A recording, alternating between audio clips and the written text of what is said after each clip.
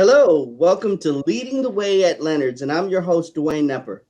Now, if you're in the trucking and logistics industry, you probably know how important recruiting and retaining drivers is.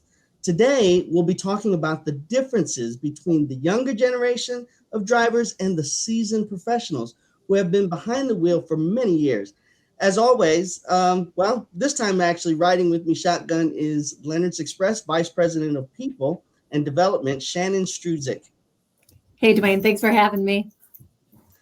Also joining us are Leonard's Express drivers Keith Buchanan and Kolton Sleeth. Thanks for having me. It's great to be here. Hey guys, Keith, we'll start with you. How long have you been driving? Well, as of December the 12th of this year, this is my 28th year of being on the road. Wow, okay. How about you, Keith? Or Kolton, I'm sorry. That's okay. In another month, I'll have had my CDL for 5 years, been with Leonard's for 4. Wow, 5 years. Okay.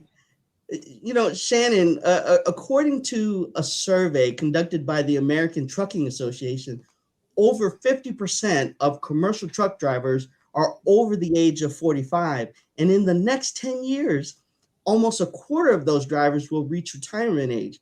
Now, how does this influence your efforts to attract younger drivers? Well, I have the honor to work with our recruiting department hand in hand on a daily basis.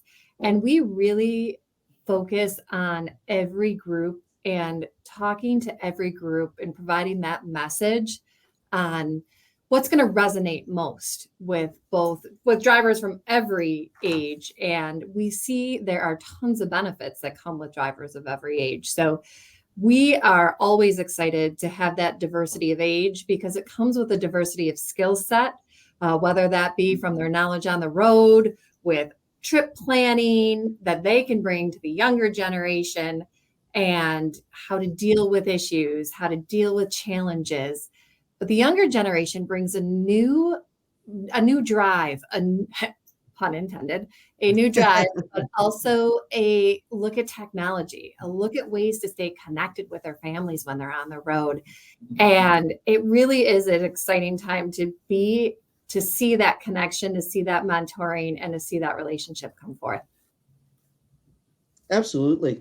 You know, Kolton, we were talking earlier, you said that without modern technology, you're not sure you would have chosen this career as a professional driver. Can you explain what you mean by that? Yeah, absolutely. So just over the past 4 years, I've been thinking if it had been like it was back in the 1970s or 80s, where you'd have to find a payphone at the end of the day to call home for just a couple minutes, I don't think I'd be able to handle that.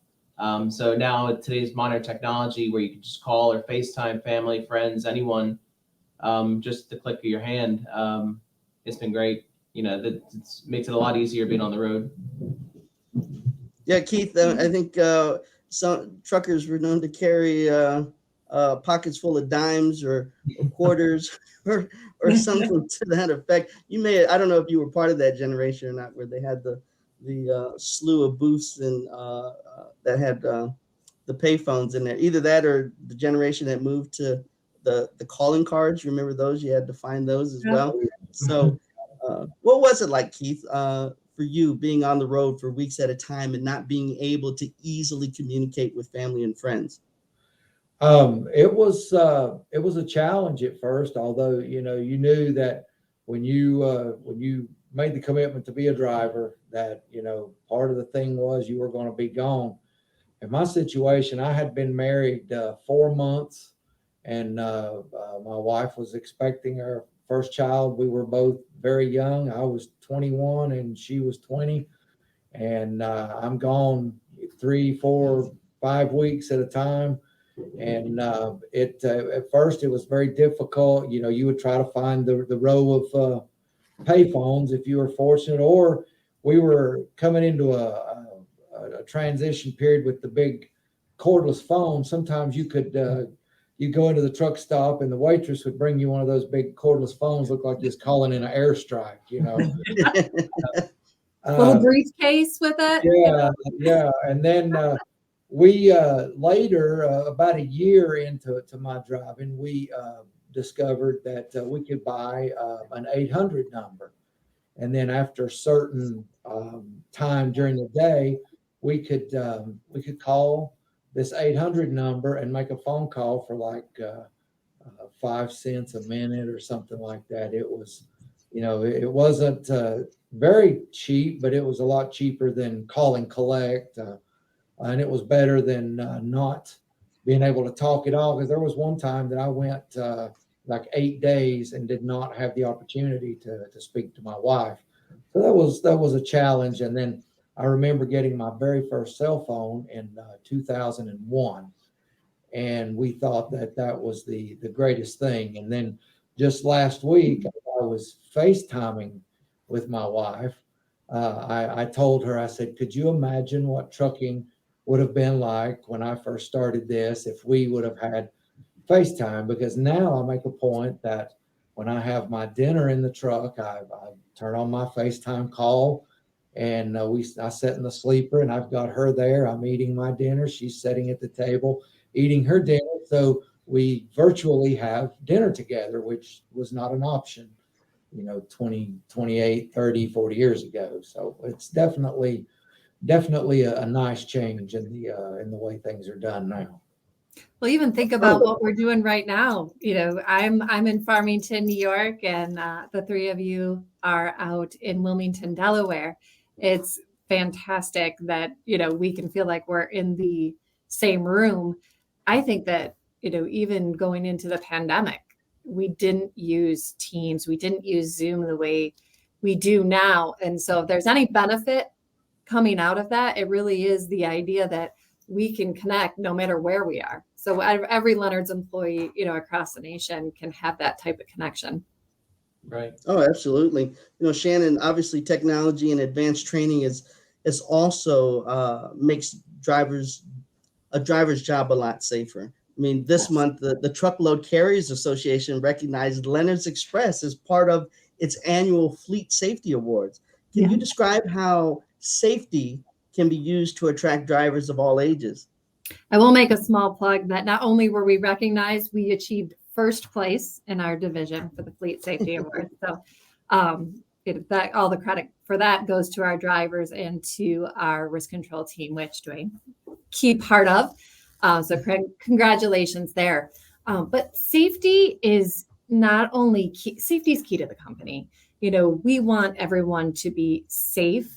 And it obviously has financial implications as well. But when it comes down to it, our culture of safety is what attracts our drivers. We want our drivers to get home safe to their families because that's really what's important. And I'm sure that in a recruitment efforts, we always talk about our safety and having that as a key, there is always the compensation is always key. Home time is always key. But right up there with those two is people want to know that we have new equipment. We're safe. We have safe equipment. We have policies and procedures that if the road isn't safe, we don't want you out on it. And I think that that's really important. That's not something that varies by generation. There may be, I've worked with some of the older generation that's like, well, I'm not stopping. Nothing's going to stop me from getting there. But for the most part, I think that, Keith and Kolton could comment, but that safety really is important no matter what age you are. And we take that to the next level. So we have a simulator within our driving school. We have our own in-house driving school. If there's any concerns, we want to give you all the tools and opportunities so that you feel safe on the road when you're going out there. And timely, this will be released afterwards, but we're about to go into the Arctic freeze storm that's coming through here. So again, our team is working 24/7 to make sure that people are making good decisions and putting their safety above everything else. I just would like to. I'm sure Kolton and Keith can jump in here on they're obviously driving Leonard's trucks that have a lot of autonomous features that assist the driver in regards to safety, like the braking and the lane departures and if someone's in your right or left lane, it lets you know that there's something there. How do you guys feel about that? Yeah, I wanted to just kind of add real quick to what Shannon had talked about the safety aspect of it, and about how some of the older guys, they're pretty hard headed. And the thing is, and with the population growth, with the amount of vehicles on the road, you have to be willing to change as an older driver. You have to be willing to change with the times, or you're not going to make it in this industry. And I always had a philosophy that I did not want my truck to be the reason that someone did not get home to their family that evening. I'm in eyesight of thousands of vehicles a day. So what can I, as a professional driver, do with my experiences? Make sure that my truck is not the reason that someone doesn't get home. Then that responsibility falls on me as an older driver to in turn mentor these younger guys to say, hey, this is what you can do to help. I mean, we've got these smart trucks. Yes, they got all these nice little features on them that tells you how close you are to vehicles in front and helps you brake and things like that. But there still is a human intervention there. And it's our responsibility as the older generation to stress to this younger folks just how important it is, because there's a lot more cars and traffic on the road now than there was 28 years ago when I started. So that's my family that's out there on the road that somebody else is having an interaction with. I want my family to go home. I want to go home to my family. And I want everybody that I have an interaction with to go home to their family. And that's one thing I'll say about Leonard's is they'll never force you to drive if you feel like it's unsafe to. There's times where I felt it was unsafe, it was snowing or the road was going to ice up, and I'll pull over. And Leonard's is completely fine with me being late to a load if it's, if I'm trying to be safe. You ultimately are the captain of your ship. And yes, it is your responsibility as the driver. No load is more important than someone's life. And this company stresses that. And that's one of the things that I totally appreciate about this company is that safety is first, plain and simple, bottom line, end of story. Well said. Well said. Very well said. Shannon brought up home time being one of the keys that are important to Leonard's and the recruitment and retention efforts. I wanted to ask you both, Kolton and Keith, how important is work-life balance to you? To me, it's very important. I have a lot of friends and family and my girlfriend and everything, obviously. And I just like to be home. And Leonard does a great job working with me. Whenever I request off or want to be home, they always do their best to get me home in time for family events or, just to be with friends. Well, as I get older, it's certainly very important now. I mean, my kids are raised, and I didn't have that balance in the first part of my career that I would like, that I could have had now. I missed a lot of my kids growing up. I was fortunate enough to be with them most all weekends. But now as I get older, the body gets tired a little bit easier too. And that time at home to recover and reset is very important. And I have yet, and I have been dealing with Leonard's Express since 2016, and I have yet to have them ever tell me, no, you can't go home, or we can't get you home. Same. It's never been an issue. And in today's retention efforts, work-life balance is very important. Absolutely. I was talking to Ken Johnson, our CEO, today about this, and I'd love to get all three of yours take on it. There's this idea where I think a lot of folks in the older generations lived to work. Work became their identity. It was part of who they are. And then I think in some of the younger generations, they work to live. They work incredibly hard and have super strong work ethic, but the end result is that they want to enjoy community, philanthropy, family. And it's very interesting to see that shift, which is something that's very important in Leonard's Express. And I feel like personally, so I'm Gen X, and I feel like I struggle where I am more on the work. I live to work. My job is very much a part of who I am, but I have enough of the younger generation that I start to feel guilty if I'm not doing the work to live a little bit more. So it's kind of that push and pull. What's your experience been with that? Well, I'm a Gen Xer too, and my dad and my his dad and my mother's father, it was all work ethic. You work sun up to sunset. You go at it as hard as you can, and you do the best you can. And it was, and being in the military, it was the same way. And you give 150%. And if you, unfortunately, if you died before you got to reap the benefits of that, well, then you left an inheritance for your children or whatever. But as I have gotten older, I have seen the importance of, you got to ease up. And because I was kind of hard with my kids as well, like, trying to push that same, and they're in this, they're in this other generation, like, no, Dad, we work smarter, not harder. It took me a while to figure out exactly what that was. But I have to admit, I kind of like it. I do too. Yeah. I think I can see the as I reflect on the circle of life, I think I share both of your thoughts of work while the day is still light and you're young and able, but as life goes on, you don't always respond to the same push and pull the same way, and your body starts responding a little slower. So you have to be mindful of that. You slow down. It's just something that naturally happens, obviously.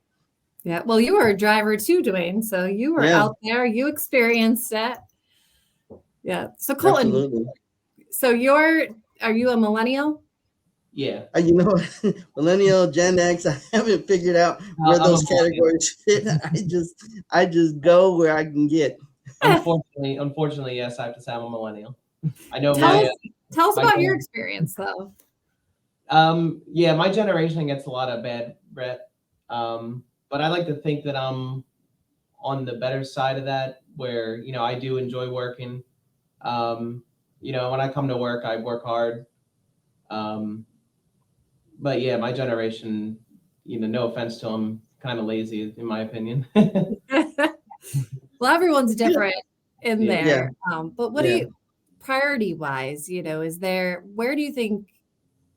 things that are really important to you? Obviously, I know your track record here, your work ethic is incredibly strong. But what's important to you outside of those working hours? Like I said, just when I'm home, I like to hang out with friends, family, my girlfriend, and that's really important to me. Just having that time with people that is very important. It's good for your mindset when you get back on the road, because when you're gone for 2 or 3, 4 weeks at a time, you're by yourself out there, and it's just nice to come home and be with people. Another thing I'll say is when I am on the road, I try to make the best of it. So if I'm in certain areas I haven't been before, and if I have time, I'll go and check places out and see the area. Yeah. A lot of people don't get the opportunity to do that, so it is nice. That's awesome. That's one of the main reasons. That's one of the main reasons why I got into the trucking. I've worn a lot of hats, but that adventure in traveling was the opportunity that I was going for when I got into trucking. Shannon, studies show that a company's culture, including corporate social responsibility, environmental responsibility, and philanthropy, are highly valued by younger workers. Mm-hmm. Has this been your experience? It has been my experience in attracting younger workers, but I will say that corporate responsibility, involvement in community and philanthropy really is a cultural trait that attracts across the board. So across all ages, male, female, everyone is interested in leaving an impact. And we have a very, very extensive corporate social responsibility that doesn't just come out of our headquarters in Farmington, New York. We do support many initiatives here, but we really try to do two things. One, we want to be infused into the communities where our employees live and work. So that's hugely important to us. And we give each of our terminal directors and our office managers philanthropic budgets, and they get to choose 100% autonomy on how that's spent.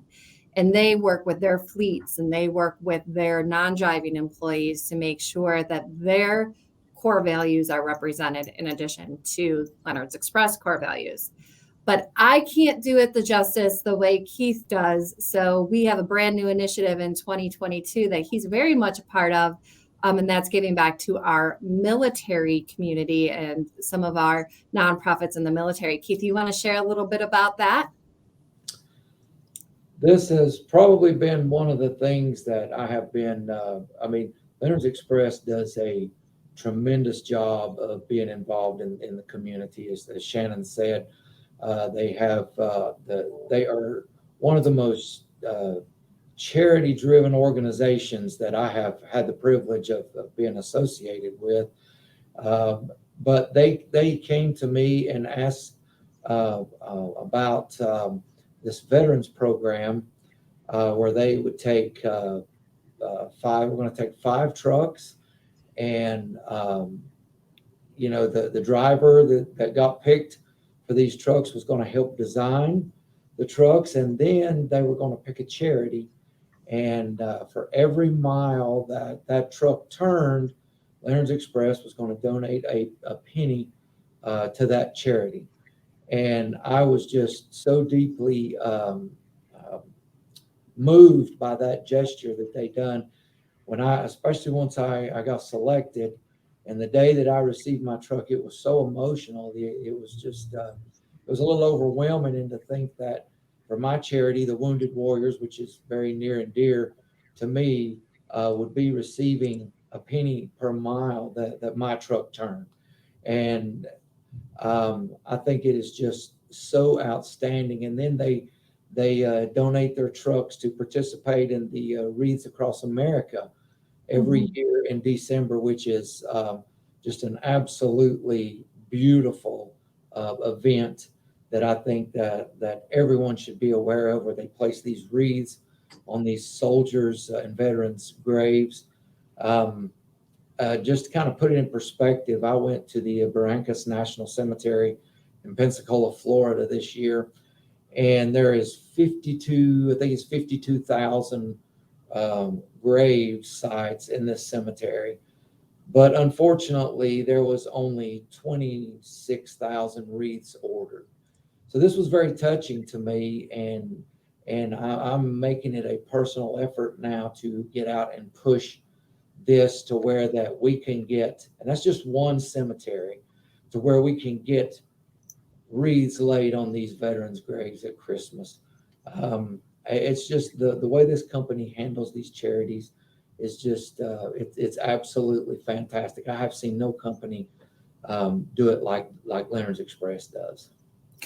And one of the things that I think is important too is that we believe good ideas can come from everywhere. So it's not just choosing charities and events that are important to a leadership team or to the owners. We want to hear from everyone. And we also have breast cancer trucks. We have a truck for Parkinson's. And next year we're going to have a truck representing NAMI, which is the National Alliance of Mental Illness. So really looking to represent the thoughts and initiatives and the focuses of all our drivers. One of the things I would love to hear from the two of you, and I know you'll be Leonard's employees forever, but if you were looking for a job or company what are you looking for in a company? What is your main attraction? And I'd be interested to hear. I'm thinking there's probably some crossover, but if there's an anything different for the two of you? Well, for me, I would say one of the most important things is home time, as I stated earlier. Another thing that I absolutely love about Leonard's is our driver advocates know our names, they know who we are, they know what we like. So it's very nice to have that connection with the driver advocates. It's great. How about you, Keith? Oh, one of the things that really that I look now as I've gotten older and more experienced is accessibility to leadership. One of the things that I admire the most about this company is the family and the senior leadership. They know who I am, and it's not because for my age I'm fairly active on social media. It's not for that. It's that I feel like that at any time, if I had a critical issue that I felt like wasn't being handled through a chain of command, that at any time I could reach out to one of the senior leaders of this company and I would be heard. That's very important to me. I'm not just somebody that sits in that truck and is revenue driven for the company, and that if I move on, well, we'll just put somebody else in that truck and they'll generate the same revenue. I truly felt like that they would be deeply concerned if I was to look to move somewhere else. Mm-hmm. And to me, that is very important. Yeah, pay is very important, but Sure. the pay will be there if you have the correct leadership and structure within your company, that an employee actually feels at home and wants to be there and feels needed. And that's what I love about this place here. It's so funny because I did not come from a trucking background, and I can't imagine working anywhere else. But I would have drivers call me up and say, "Hi, this is truck 1942," and I'm like, "That means nothing to me. What's your name?" And I think that, like you said, both Keith and Kolton, was talking about the driver advocates too, is that's important. And, it's not drivers and non-drivers, it's employees, and we all are a team and we work together. And that's one of the things that I love most about working here and in this industry. I've had the privilege and to share the table with Kolton. I think one of the great things here at Leonard's is they have an ear to hear what the driver's saying, and Kolton gets to be a mouthpiece. He's on our driver advisory board. If you want to talk about that experience. Yeah, so Leonard's added me to the driver advisory board a little over a year ago, and it's a group of drivers, about 10 of us, where we meet quarterly throughout the year, and we just bring up ideas and opinions from other drivers that we meet out on the road, and they're brought up in that meeting. And the meeting also includes the CEO and the CFO and everyone else. And they listen to us and they take the ideas, and we've actually gotten a lot of results out of those meetings. Absolutely. So many different initiatives have been birthed from the driver advisory board, Shannon.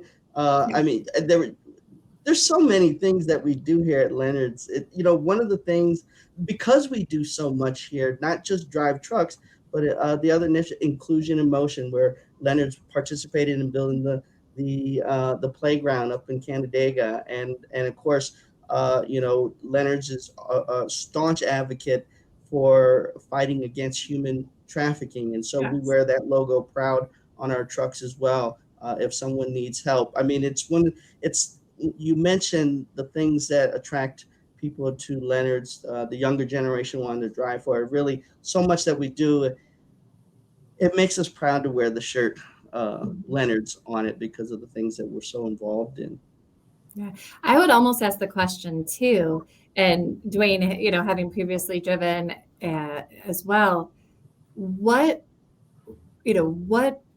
don't we do? Almost what more could we do? What more is there that you think would attract other drivers, either young generation or veterans, to say, consider Leonard, so to take a look at it.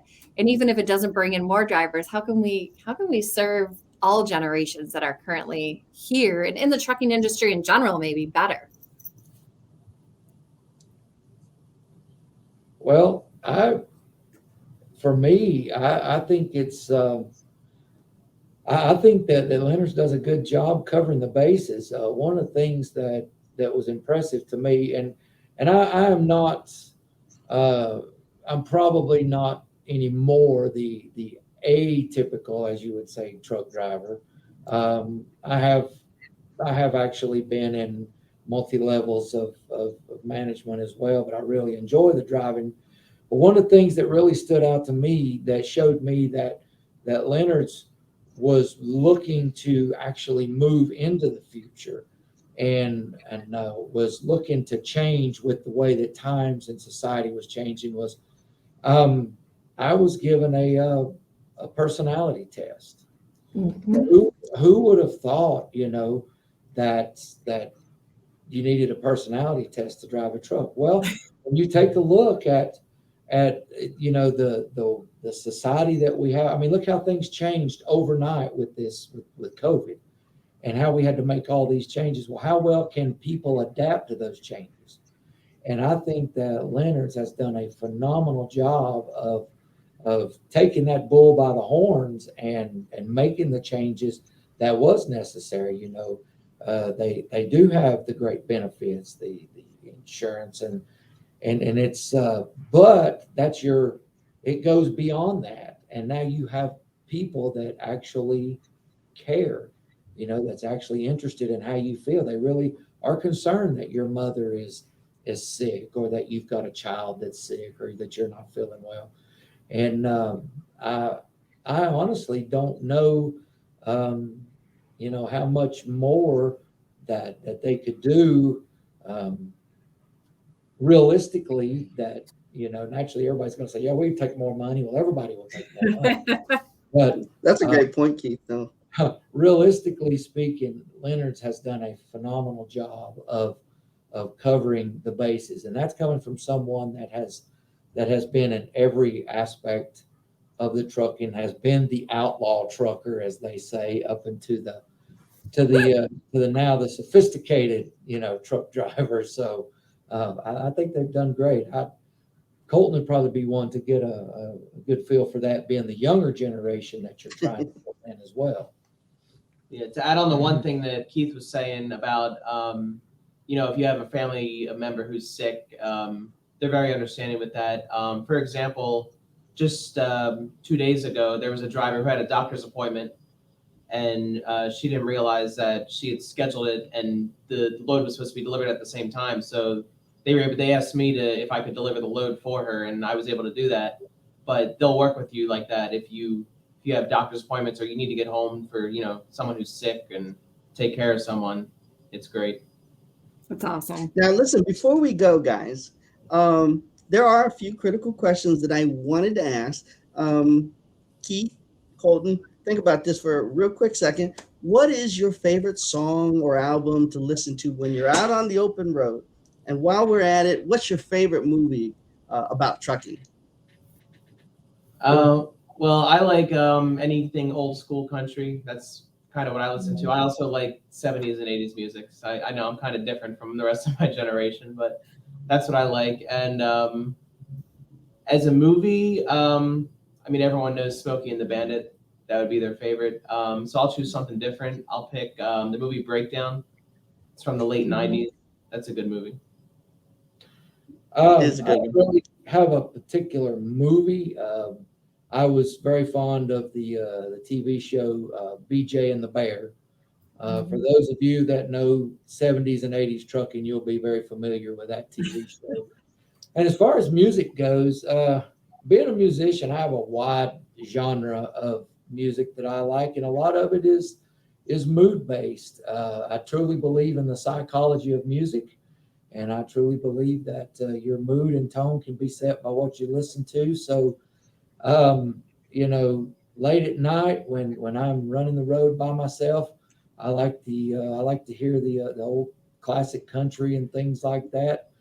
There you go. When it's a lot of traffic, I'm very content to, I like to pop in the smooth jazz and just soothe my nerves, keeps me calm, everybody else around me is going crazy. I'm just as cool as a cucumber. Yeah, I think I started out more of the rebel type. So I think I was really probably what got me into trucking. Convoy was the movie. I liked the way they would get on the CB. Nobody talks like that anymore, but I used the rubber ducky and those are kind of special handles. I always thought that was great. But I'm more like you, Keith. I'm a well-rounded genre, so it just depends on what the mood is at that moment. How about you, Shannon? Well, I have not been behind the wheel of a truck. I have spent some time in a truck, but not behind the wheel. But I can tell you, I've been traveling to Wilmington, Delaware quite often. So I got a solid 5.5 hours in the car. So I'm a wide variety of genres as well. This time of year, straight holiday music. I am a Christmas elf. But other than that, I do like some Pat Benatar, some 80s rock.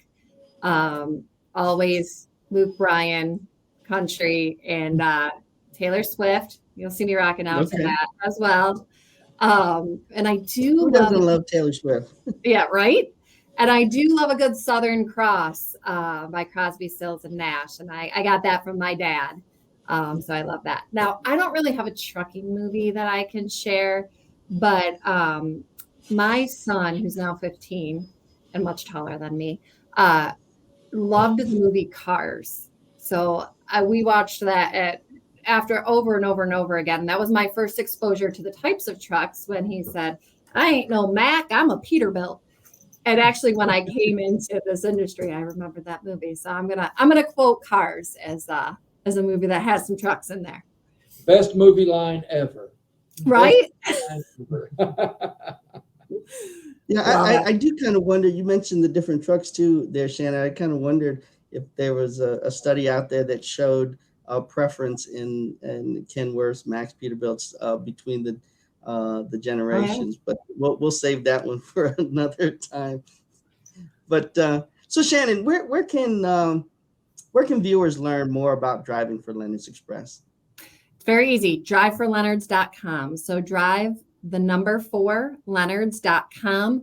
We're very transparent. So you can find anything you want on there. Our benefits are all listed out on there, the different lanes we're hiring for, all of our different locations. And there's a quick contact if you have any questions about any of that goes direct to our recruiters that can answer that question. So Keith and Kolton, thank you so much for joining us today. Your insight on the generational differences between drivers is incredibly valuable. And we're grateful for everything you do for Leonard's Express and for our customers and our consumers. Yeah, thank you for having us. Thanks for having us. I appreciate it. So that's a wrap for this edition of Leading the Way at Leonard's. If you have any questions or feedback, we'd love to hear from you at leadingtheway@leonardsexpress.com. That's leading the way, all one word, at leonardsexpress.com. And please don't forget to like, follow, and subscribe to the podcast. I'm your host, Dwayne Knepper. And until next time, keep on trucking.